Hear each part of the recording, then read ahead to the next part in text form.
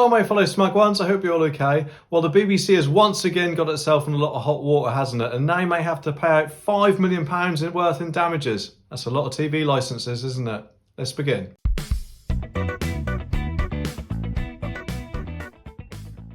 Okay, as many of you will know, I don't actually have a dedicated upload schedule, so the best way to see my videos, as soon as I put them online, is by clicking that subscribe button and notification bell.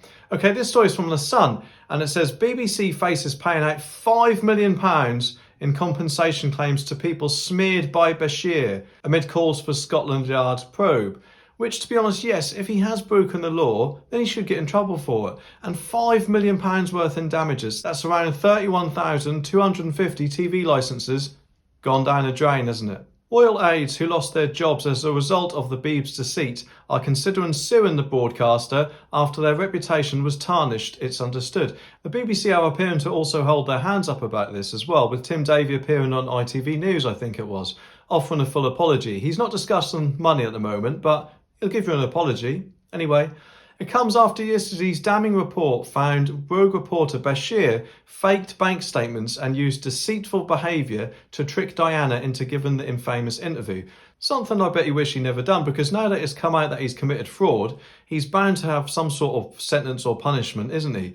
And maybe even a prison sentence. And it revealed the BBC, without justification, had covered up Bashir's sensational lies. Well, of course, yes, because they wanted the interview, didn't they? But hopefully this will also be biting them in the bum too, because defund the BBC is apparently trending on Twitter at the moment, which is no surprise really, is it? Because now that this scandal's come out, the BBC are going to find it much harder to justify themselves, aren't they? I mean, people don't want to be seen to be paying into something which often appears to be dishonest and corrupt. The false documents also gave the impressions associates of the royal family were selling stories to newspapers, so I'm guessing that's probably not the case either. Diana's brother Earl Spencer said if it hadn't been for the bank statements, he would not have made the introduction and the scoop wouldn't have happened. Bashir's lies are blamed for fueling Diana's fears about her safety and privacy, and that's something I think she was unfortunately worried about for the rest of her life. Mark Stevens, a media law expert, said the BBC could face payouts of up to £5 million as former employees who were caught up in the deceit could be sued for libel. Mr. Stevens from Howard Kennedy Solicitors told the Mail, so you've got defamation for virtually everybody because they were wrongly accused by Bashir, and the BBC is liable as his employer for his wrongful acts, including libel. He added, in the event of civil claims, the BBC would be forced to disclose relevant documents and offer up the BBC's chiefs as witnesses. And I'm betting this £5 million is probably just the tip of the iceberg, isn't it? I should imagine quite a lot more people will come out and claim a lot more money from the BBC. And I don't blame them. Why shouldn't they? If they were wrongfully accused, then yes, they should be compensated for it, in my opinion.